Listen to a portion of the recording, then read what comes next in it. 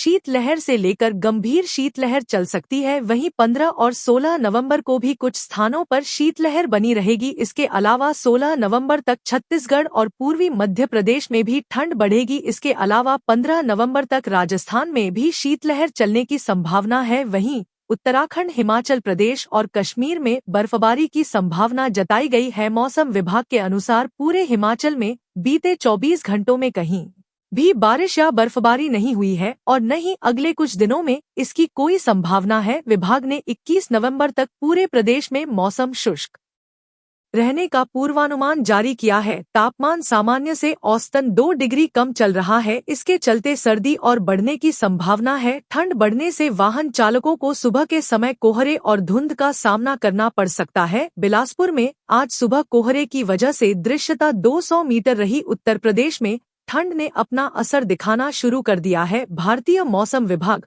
(IMD) ने प्रदेश के कई जिलों में कोल्ड वेव येलो अलर्ट जारी किया है। मौसम वैज्ञानिकों के अनुसार अगले 24 से 48 घंटों के दौरान प्रदेश के अलग अलग हिस्सों में न्यूनतम और अधिकतम तापमान में 1 से 2 डिग्री सेल्सियस तक की गिरावट हो सकती है। कोहरे और शीतलहर का असर लखनऊ के अमौसी स्थित आंचलिक मौसम केंद्र की जानकारी के अनुसार 15 नवंबर को पूर्वी और पश्चिमी यूपी में सुबह के समय हल्का से मध्यम कोहरा देखा जा सकता है। साथ ही 30 से अधिक जिलों में शीतलहर के कारण मौसम और भी सर्द रहेगा। इस दौरान धूप की गर्मी भी कम महसूस होगी, जिससे दिन भर गर्म कपड़ों की आवश्यकता रहेगी। अलग अलग जिलों में चेतावनी ने आगरा, मथुरा, हाथरस, इटावा, फिरोजाबाद, मैनपुरी, कानपुर, कन्नौज, औरैया, फर्रुखाबाद, फतेहपुर, उन्नाव, हरदोई, सीतापुर, रायबरेली, अमेठी, अयोध्या, बाराबंकी, गोंडा, बहराइच, श्रावस्ती, लखीमपुर, पीलीभीत, रामपुर, बरेली और बदायूं में कोल्ड वेव येलो अलर्ट जारी किया है। आगे बढ़ेगी ठंड। BHU के मौसम विशेषज्ञ प्रोफेसर मनोज कुमार श्रीवास्तव ने बताया कि 16 नवंबर को भी कई जिलों में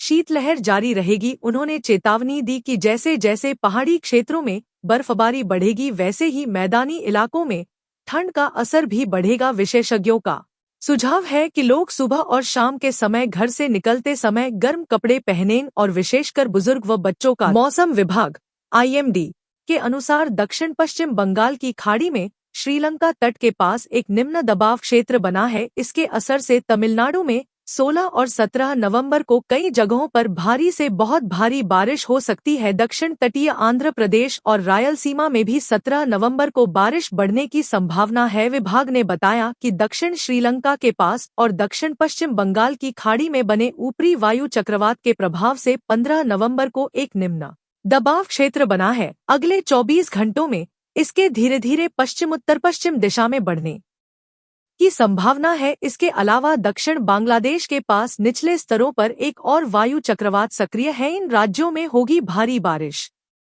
IMD के अनुसार तमिलनाडु, केरल और माहे में 15 से 19 नवंबर तक अधिकांश जगहों पर हल्की से मध्यम बारिश और गरज के साथ बारिश हो सकती है। कुछ स्थानों पर भारी बारिश भी होगी। तटीय आंध्र प्रदेश, यनम और रायलसीमा में नवंबर के 17 से 18 को बारिश तेज रहेगी। लक्षद्वीप में 15 नवंबर को और अंडमान निकोबार में नवंबर के 18 से 21 के बीच बारिश होगी। तमिलनाडु में नवंबर के 16 से 17 को कुछ जगहों पर बहुत भारी बारिश की संभावना है। इन राज्यों में 15 से 19 नवंबर तक गरज के साथ तेज हवाएं 30 से 50 किलोमीटर प्रति घंटा भी चल सकती हैं। मछुआरों को समुद्री इलाकों में न जाने की सलाह। मौसम विभाग ने मछुआरों को 15 से 19 नवंबर तक कई समुद्री इलाकों में न जाने की सलाह दी है। कहा गया है कि कर्नाटक तट, लक्षद्वीप, मालदीव और कोमोरिन क्षेत्र के पास समुद्र में न जाएं। बंगाल की खाड़ी में नवंबर के 15 से 16 को श्रीलंका तट के पास खतरा है। नवंबर के 15 से 18 तक तमिलनाडु और दक्षिण आंध्र प्रदेश तट के आसपास समुद्र अशांत रहेगा। भारत के कुछ राज्यों में बारिश के आसार हैं। 16 से